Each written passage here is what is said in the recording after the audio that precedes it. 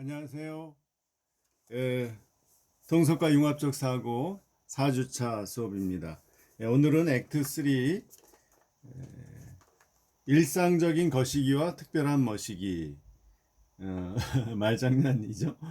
이영애 씨 디자인 하우스 대표입니다. 이분의 이야기를 들으면서 창의력이 과연 무엇인가, 특히 우리나라 기업의 상황에서 무엇인가를 오늘 좀 생각해 보겠는데요.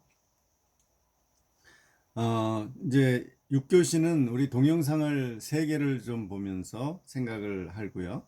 7교시의 이 책의 내용으로 더 들어가 보겠습니다.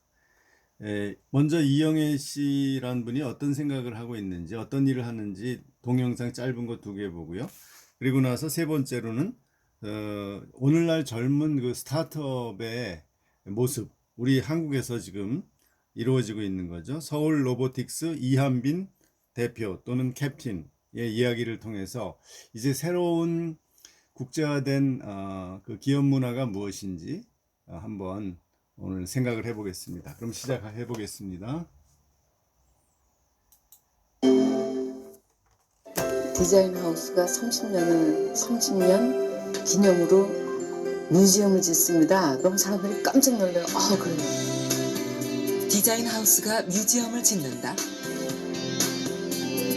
People can experience unusual space made of usual material, and that will be the first surprise.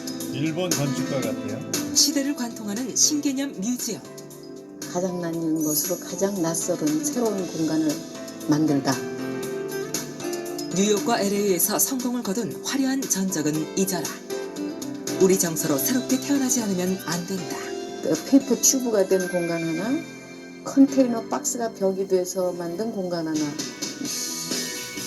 뮤지엄의 전혀 새로운 시도로 시작된 경이로움과 감탄은 그 안에 채워질 아티스트들과 디자이너들의 시대를 아우르는 감각적인 작품으로 완성된다. 그 생각이 제일 바르고 깊은 그런 사람들이 모여있는 크리에이티브한 집단이다. 저는 이런 소리를 듣는 30년이 앞으로 또 전개되리라 그렇게 믿고, 제가 뒤에서 우리 직원들과 우리 회사를 팍 밀 것입니다. 그게 이제 우리 회사의 미래죠.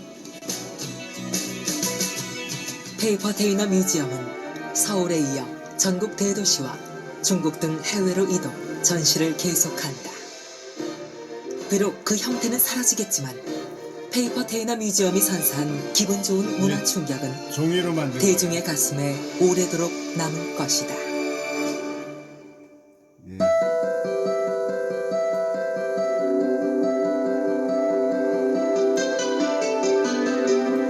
다음 영상을 보겠습니다.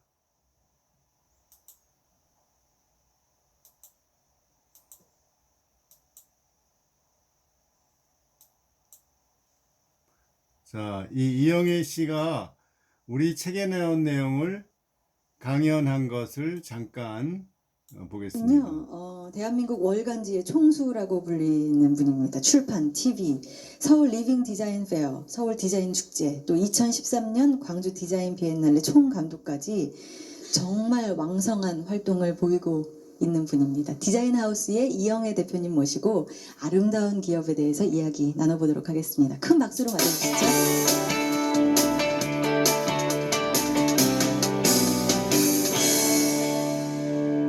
그림을 좋아하는 사람, 시를 잘 쓰는 사람, 너무 많은 부류의 사람들이 있기 때문에 이거를 통으로 머저리티로 보기에는 너무 그 우직한 거죠. 그렇게 세상을 바라다 보거나 그렇게 재단을 한다는 것은, 또 그렇게 보고 물건을 만든다는 것은, 임금이 앉은 자리나 공주가 앉은 자리나 거지가 앉은 자리나 불을 다 끄면 그냥 앉은 자리일 뿐인 거죠. 밑에 금방석을 했든 그냥 자리라는 거죠. 그래서 결국은 무화라는 거는 재단을 하지 말라는 거래요.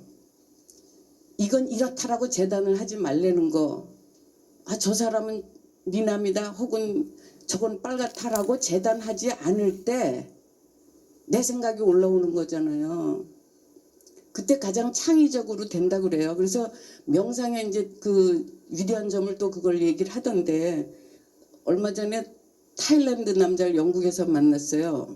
이런저런 얘기, 야, 참 니네 나라 눈 오니? 그랬더니 yes 그래요.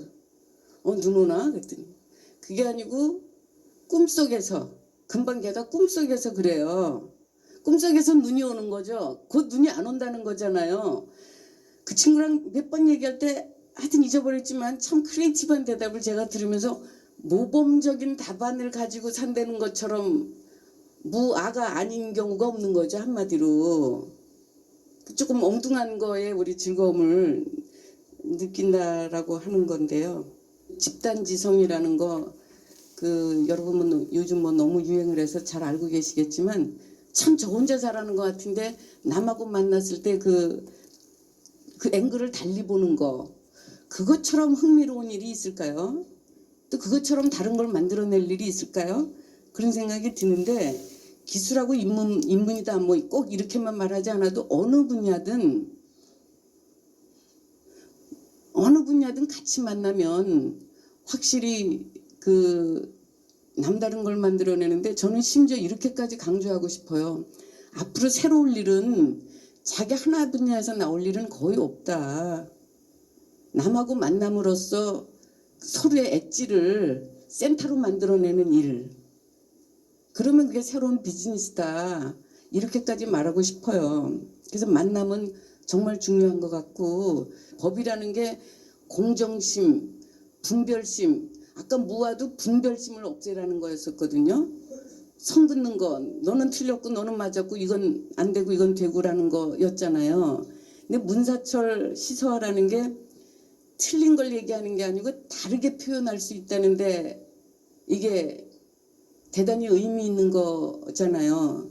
달을 카메라로 찍었다 그냥 달이잖아요. 그런데 뭐 여러 가지 의미에서 푸근한 내 옛 애인 같은 달 뭐 한다든지 어머니 같은 달 한다든지 거기에 서정성을 집어넣을 수 있다는 게 문사철 시서화잖아요. 옳고 그른, 아까도 얘기했지만 세상에 사람들이 굉장히 세그멘테이션 돼서 분류해낼 수 있는데, 우리가 그냥 고속도로에서 보면 그냥 이렇게 다중을 그냥 보는 방법밖에 없는 거잖아요. 언어에 대한 것들도 문사철 시서화 중에 하나이기 때문에 시를 쓰는 거, 글을 만드는 거, 그림을 그리는 거, 이것 자체가 이미 우리를 위로할 많은 뒤에 배경을 가지고 있다는 거죠. 사람들이 욕망이라는 거는 계속해서 변하잖아요. 이 점이 우리가 무언가를 계속 더 만들어내야 되게 되는 창조의 소스라고 할까요?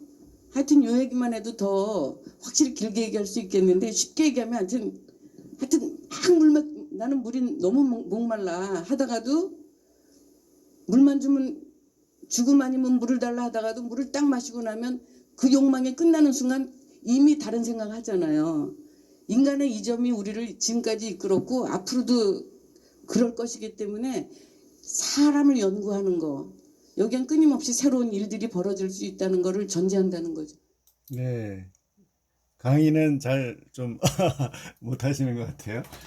그러나 하여간 이분의 노하우가 또 정말 우리한테 도움을 줄 것 같아요. 자, 더 젊은 분의 이야기를 한번 들어봐요.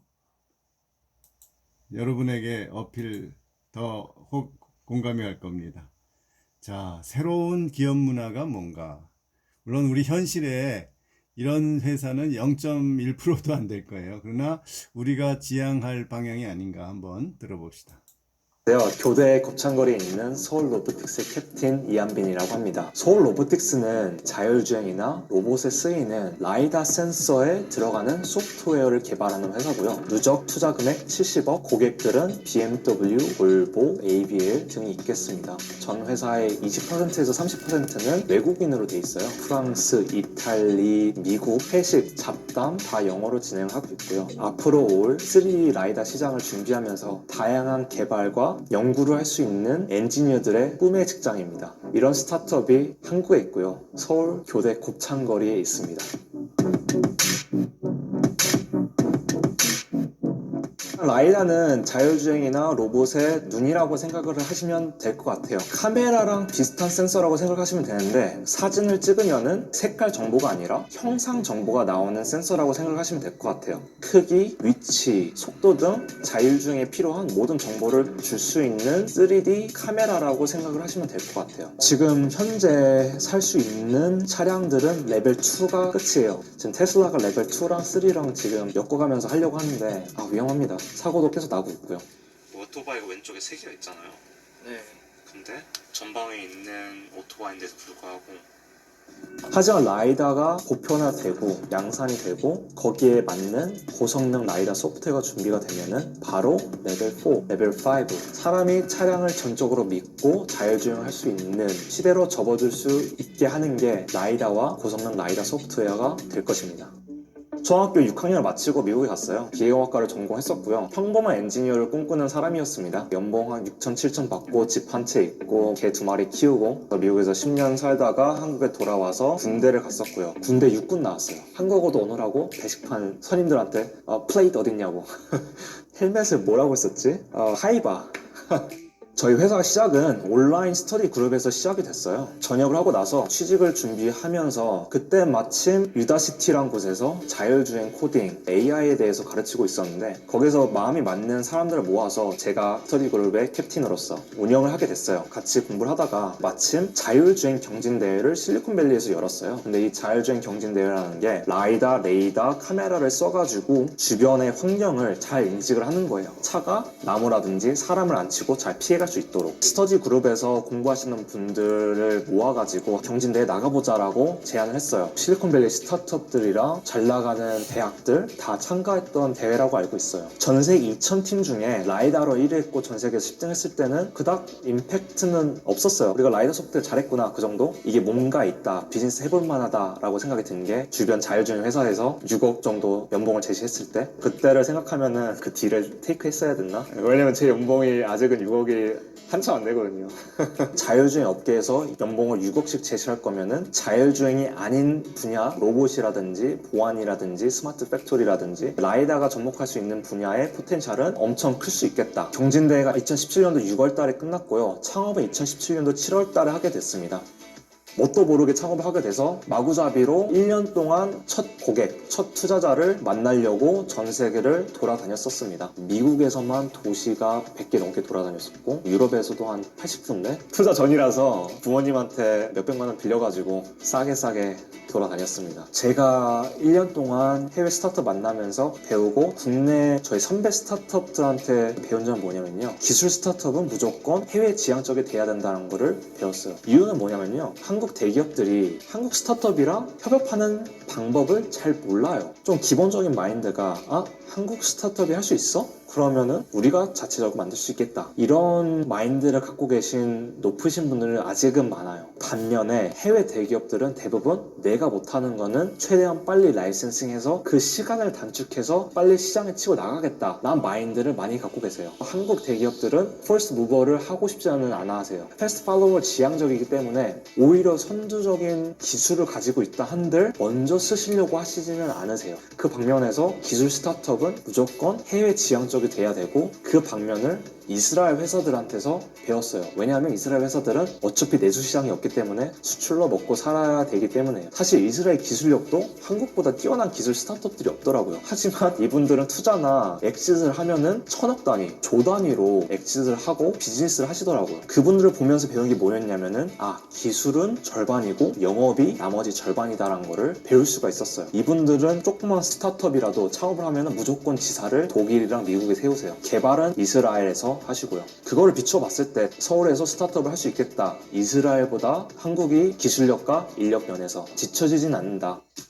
사실 디지털 카메라가 처음 나왔을 때가 한 대당 억 단위로 나왔었거든요. 근데 지금 보시면은 싸져서 핸드폰에도 들어가요. 저희는 그거를 보면서 라이다도 똑같이 되겠구나 라는 생각을 했어요. 사실 레이다도 처음 나왔을 때 차에 단다는 거는 생각도 안 했었거든요. 근데 지금은 보통 차량에는 이제 기본 옵션으로 딸려 나와요. 그래서 라이다가 2017년도에는 억 단위였는데 2018년도에는 1000만 원 단위로 내려갔고요. 2019년도에는 100만 원 단위, 그리고 금년도부터는 100만 원 이하의 라이다 라이다가 나오기 시작했고 최근에 나온 애플 아이패드에 라이다가 달려서 나옵니다. 카메라 소프트웨어 관련 사업이 기하급수적으로 커지는 걸 보고 라이다도 똑같이 될 거다라고 생각이 들었어요. 라이다가 싸지면 싸질수록 그 관련 애플리케이션 많아질 거고 결국 중요한 거는 누가 더 준비되고 완성도 높은 소프트웨어를 가지고 있냐. 오히려 2D 카메라 시장보다 더 많은 큰 포텐셜을 가지고 있다라는 생각을 하고 있습니다. 투자자가 저희한테 항상 물어봐요. 그래서 시장 마켓 어떻게 되냐? 전망 어떻게 되냐? 그럴 때마다 말씀드려요. 모른다. 존재하지 않는다. 몇 조 될 것 같다.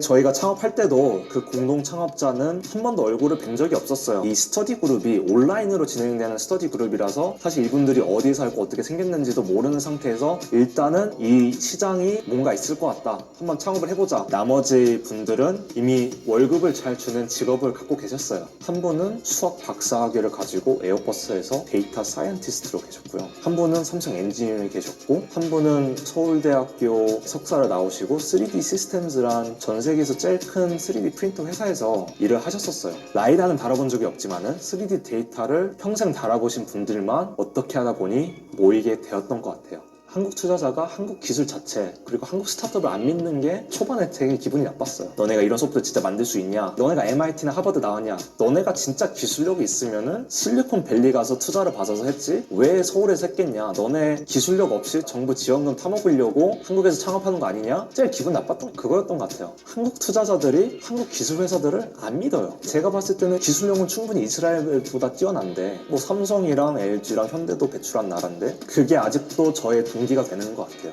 이런 기술을 만들어서 수출할 수 있다. 2018년도 9월 달에 시드 라운드를 투자를 유치할 수 있었고요. 드디어 1년 만에 공동 창업자들을 한국으로 데리고 왔어요. 그 이후로 저는 바로 해외로 홍보를 많이 하러 다녔어요. 라이다 소프트웨어만 하는 회사가 한국에 있다. 처음에는 속도가 많이 안 붙었는데 레퍼런스가 조금씩 쌓이기 시작했어요. 그리고 그 레퍼런스 포텐셜이 터지게 된 게 BMW가 처음에 연락이 왔을 때는 저희 기술력 한번 검토해보고 싶다. 영상 보내달라. 데모 해달라 하시더니 이 질문 하셨어요. 너네 왜 센서 퓨전 안 하냐? 카메라도 있고 레이더도 있는데 왜 라이다만 하냐? 그래서 말씀드린 건 라이다만 잘해도 비즈니스 할 수 있고 라이다만 잘하는 회사가 없기 때문에 라이다 소프트웨어만 한다. 그 말을 들으시더니 계약서를 내밀어 주시더라고요. 첫 번째 레퍼런스가 BMW니까 주변 유럽 회사에서 슬슬 연락이 오더라고요. BMW가 썼어? 그럼 너네 소프트웨어 믿을만 하겠네? 그럼 나도 써볼래. 티어 1들, 티어 2들, 러브콜이 들어오기 시작했고요. 라이다 회사들도 그러면은 너네 소프트웨어를 우리가 대신 팔아도 될까? 이런 역제시를 하시더라고요. 지금은 계속 로켓처럼 스케일업을 하려고 하는 상태입니다. 고객 요청들이 너무 많이 들어와서 어느 프로젝트는 내년까지 기다려달라고 하고 있는 실정에 있습니다.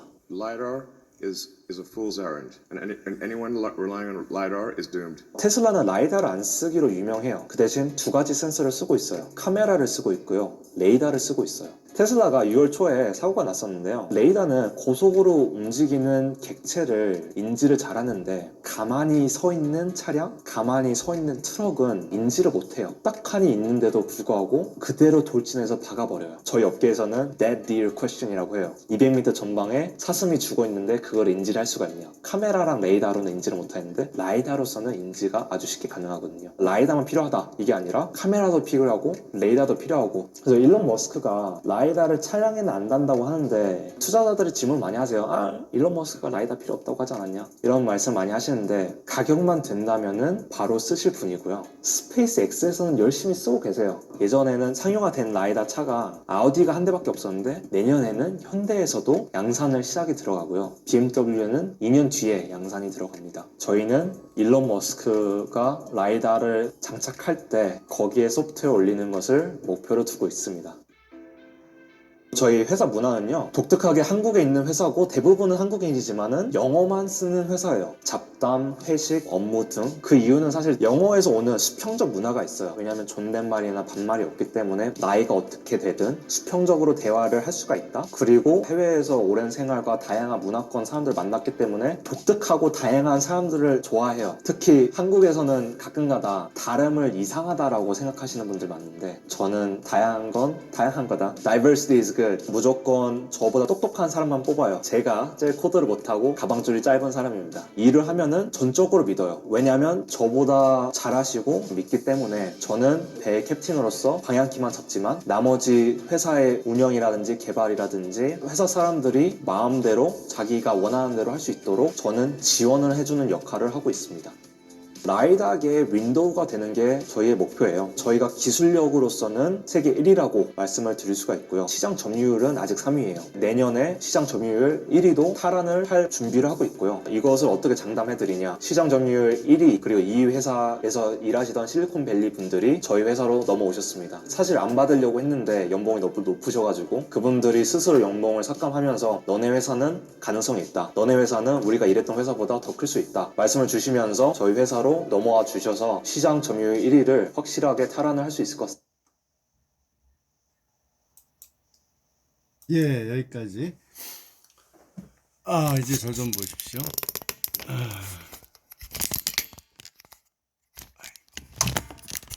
예. 저도 라이다를 달아야지, 이거. 뭐, 이제 보셨는데 세 번째 게 재미있죠? 우리 여러분에게 많이 공감이 갈 겁니다. 그러나 현실은 우리나라에서 좀 드문 케이스죠. 저분은 이제 미국의 그 실리콘밸리의 문화를 직접 경험하고 왔기 때문에 아마 저런 회사를 만들고 저런 또 그 국제적인 직원들이 필요하기 때문에 저런 문화를 유지할 수 있을 거예요. 왜냐하면 한 번도 저런 걸 경험해 보지 못한 사람들은 할 수 없거든요. 근데 문제는 우리나라의 그 기업의 총수부터 대표, 뭐 이사, 그 뭐 전무, 상무, 부장 이런 분들이 이런 문화를 직접 자기가 잘하면서 그 장점을 경험을 못했거든요. 그렇기 때문에 우리의 이 문화적 배경이 유교 아닙니까? 유교의 이 권위주의와 그 어떤 계급주의, 그 위계 질서 이게 너무 강해요. 뭐 정부, 기업, 학교 다 그렇습니다. 학교가 좀 낫죠. 저는 우리 그 기독교 철학 전공이 있었는데 거기에 교수님이 한 서너 분 있었는데 전부 제가 제일 나이가 많고 저보다 7살 어려요. 다른 교수님 뭐 4살 어린 분도 있고 뭐 10 몇 살 어린 분도 있고 그런데 우리는 그냥 1대1로 다 자기 주장하고 따지고 그게 이제 철학과의 문화가 좀 그렇습니다. 우리는 권위를 내세울 수 없어요. 나이를 가지고 다 그냥 논리적으로 따지고 그 다음에 자기 주장이 맞고 정확하면 정확한 지식을 가지고 주장을 하면 그 사람 말에 따라야 되는 겁니다. 그래서 저도 좀 감정적으로는 좀 불편했지만 거기에 적응해서 이렇게 항상 1대1로 또 이렇게 항상 한참 후배지만 존댓말 쓰고 그렇게 같이 살아갑니다. 그래요. 하여간 자, 그 다음에 또 하나 얘기할 것은 제가 요즘 영어 회화를 공부해요. 이 타일러 영어라고 3년치 돈을 내고 하는데요. 뭐 매월 하면은 뭐 한 8, 9만 원 그렇게 된다고 그러더라고요. 그리고 열심히 매일 빠지지 않고 하면 돈을 돌려준다는데 제가 일주일 하다가 실패했는데 다른 논문 쓰고 너무 바빠가지고 하여간 매일 이걸 들으려고 그래요. 이거 매일 그런데 이게 결국은 미국 애니메이션을 계속 반복해서 듣는 거예요. 저 핸드폰으로 보는 건데 제가 지금 63세고요. 이제 정년 2년 이번 학기 지나면 딱 2년 남았고요. 저 외국 갈 생각 없거든요. 한국이 좋아요. 그런데 저는 영어권에서 한 번도 공부를 안 해봤기 때문에 문제는 영어 책은 좀 읽는데 이 들리질 않아요. 리스닝이 안 됩니다. 그래서 말도 못 하겠어요. 조금 한 2, 3분 얘기하고 하면은 그 다음에 대화가 잘 못 들으니까 뭐라고 자꾸 묻기도 좀 그렇고 그래서 대화 오래 하기가 어려워요. 그러니까 리스닝이 참 중요하다는 거를 늘 느꼈는데 한국에 있으면서 그걸 하게 되질 않더라고요. 그래서 이제 제가 용기를 내서 늘 인강 같은 걸 들어보고 싶었는데 이거를 하기 시작했는데 이걸 꾸준히 매일 하면은 한 1시간만 해도 이게 귀가 뚫리겠구나 하는 생각이 듭니다. 그러니까 여러분이 지금 결국은 이 회사 서울 로보틱스 저는 이 서울이라는 이름을 붙인 게 국제적인 스타트업이 되겠다고 하면서 굉장히 용기 있는 생각이라고 생각해요. 용기 있는 행위라고. 좀 촌스럽잖아요. 서울 로보틱스. 그런데 그 서울이라는 거, 서울에서도 세계적인 스타트업이 된다는 것을 보여주고 싶은 야심이 있는 거죠. 그런 용기가 필요하다고 생각해요. 우리의 문화는 아니지만 뭐 이스라엘, 미국 이런 문화를 가져와서 여기서 시도해보는 거죠. 그래서 세계의 젊은이들이 일로 올 수 있도록, 그리고 우리가 이런 스타트업이 커지면 엄청난 파급 효과가 있는 거 아니에요? 우리나라의 50대 대기업 재벌들이 우리나라 GDP의 80% 가까이를 생산해내요. 그런데 그들이 고용하는 직원 수는 우리나라 20%도 안 됩니다. 18%. 그러니까 나머지는 다 전통적인 중소기업에서 뭐 중견기업 일부 있고, 우리나라는 중견기업도 많지 않고요. 중소기업이 많아요. 그런 데서 다 일자리를 구할 수밖에 없어요. 여러분 학교도요. 학교 교사 수도 지금 줄일 수밖에 없어요. 왜냐하면 학생이 주니까. 지금 대학 교수도 임용을 새로 잘 안 합니다. 지금 갈 데도 별로 없어요. 그러니까 지금 이런 현실 속에서 우리가 새로운 창업을 계속 안 하면 한국에 여러분 젊은이들 일자리가 없어요. 앞으로 미래가 없어요. 누가 세금을 냅니까? 누가 연금을 냅니까? 참 문제입니다. 그래서 그런데 옛날식의 이 중소기업 문화 가지고는 어림도 없습니다, 이제. 그래서 여러분이라도 이제 새롭게 시작을 하세요. 그런데 한 가지, 서울대학 나왔다고 영어회화 잘하는 건 아니더라고요. 그리고 심지어 한국분 중에는 제 또래 미국 가서 한 4, 5년 있었는데 영어회화 못하는 분도 있어요. 책은 잘 읽죠. 왜 그러냐? 대화를 안 했대요. 미국 가서 그냥 강의 듣고 와서 혼자 공부하고 그랬대요. 그리고 논문 쓰고. 그러니까 회화를 못하는 거예요. 그러나 한국에 있어도 이렇게 계속 듣고 내가 국제적으로 활동할 수 있는 준비를 하는 사람은 몇 년 있으면 됩니다. 그러니까 여러분도 백석대에 나와서 나는 이 영어회화가 능통하다. 그리고 이러한 수업을 통해서 나는 창의적인 마인드가 뭔지를 알고 그것을 노력하고 하다 보면은요, 여러분에게 분명히 기회가 옵니다. 앞으로 기회가 와요. 우리나라가 기술적으로 결국은 계속 올라가고 있거든요. 점점 지금 뭐 미국이나 뭐 영국이나 일본, 독일, 뭐 프랑스, 이태리는 우리가 기술적으로는 100% 아니지만 경제적으로는 이제 산업 규모나 훨씬 뛰어넘었거든요. 이제 몇 나라 안 남았습니다. 우리나라 앞에. 그러려면 여러분이 정말 이제 과거의 문화의 족쇄는 좀 떨쳐버리고, 나이 따지지 말고 제발 학벌 따지지 말고 기술, 그 다음에 여러분의 노하우, 뭐 오늘 이제 들으시겠지만 인문학적인 교양과 기술과 비즈니스를 접목을 할 수 있는 능력, 이런 것들을 길러야 돼요. 책을 많이 읽어야 됩니다. 그래서 성공한 사람 치고 책을 싫어하는 사람 많지 않아요. 다 책을 좋아하고 책을 평소에 많이 읽고 정보를 많이 쌓은 사람들이 새로운 생각들을 하더라고요. 그러니까 여러분 이제 그런 과거의 그런 것, 학벌, 학교이 어디냐, 뭐 수능이 얼마, 몇 점이냐, 이런 거에서 벗어나야 됩니다. 졸업하면 여러분의 능력으로 이 세상을 새롭게 창의적으로 살아갈 수 있습니다. 오늘 여기까지 잔소리 끝.